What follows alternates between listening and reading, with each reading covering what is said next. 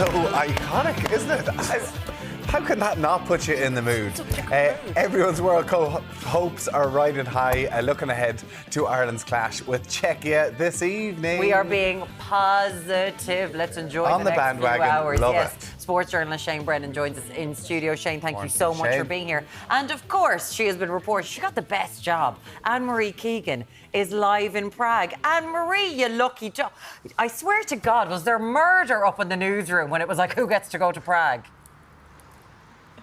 Good morning, guys. Yeah, I think you're, as you said there, the dream job, Marin. I'll tell you what, it's brilliant to be here. I'm excited. I'm nervous. I am so many things. But hearing that ole ole coming back from the break, it just got me pumped as well. Tell us, what was it like last night? We saw your reports back into studio. We saw the footage online of the absolute madness over in Prague. I'd say there's going to be a few sore heads this morning.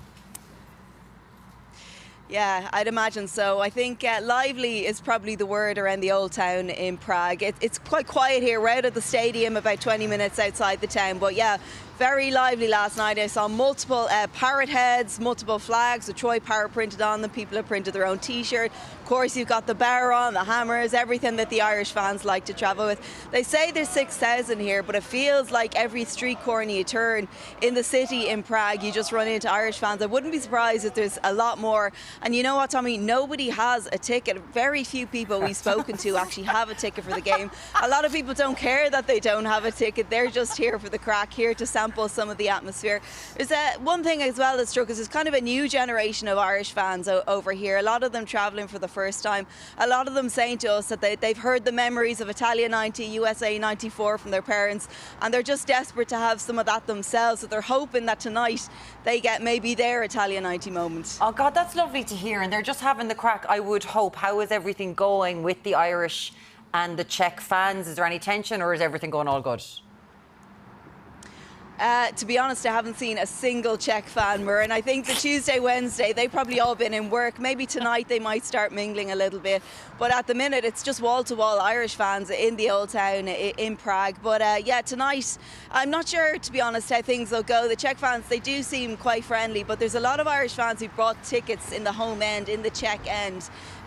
Not really supposed to do that, but people are just so desperate to get their hands on tickets. So they said they're going to chance it. They're going to, not wear their Irish colours and keep the head down and see if they get in. But the Czech FA have warned that they'll be doing security checks, checking IDs and things like that. So a lot of Irish fans kind of just fingers crossed trying to get in tonight. Yeah, maybe leave the old parrot mask behind on that They're one. on Duolingo going, okay, how do I say I am Czech? Shane, listen, what chances have Ireland got this evening? I think Ireland really have a very good chance here, because we're coming into a situation here where Czech football is not in a good place at the moment. This is their first game with the new manager who has come in after a poor performance against the Faroe Islands in the last campaign. There's a match fixing scandal going over at the moment. Yeah. Thomas Souček, who is one of their better players who plays in the Premier League.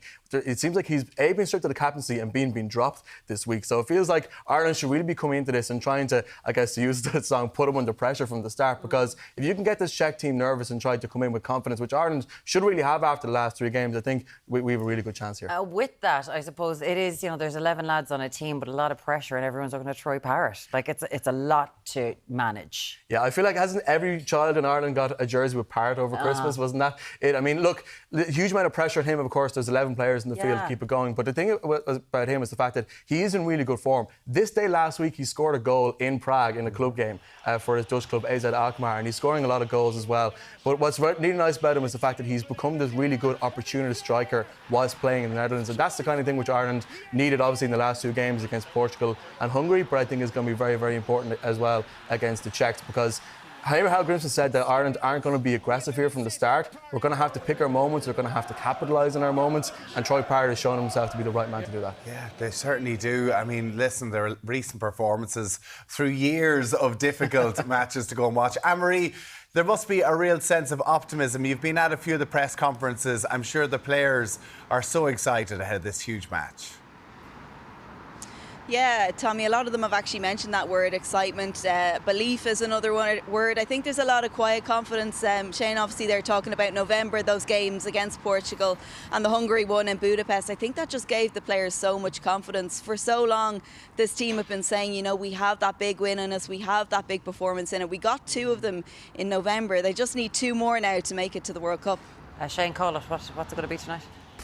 Everyone's sitting back and being like, I don't know, 1-0, 2-1, 3-0 Ireland. Come on. There's no reason why we can't go in there from the start, put them under pressure, play good football, pretty solid defensively at the back. Queven Keller is in good form. Troy Parker score goals. I think we can go in there and put in a good performance tonight. Ann-Marie, quickly, prediction. A prediction. I know we don't want it. I know we all love a penalty shootout, but maybe not when Ireland are playing. But I think this could go all the way to penalties, to be honest. And listen, I'm glad we've got Queven Keller if that's the case. Oh, I love it. Absolutely. Listen, Ann-Marie, enjoy the match tonight.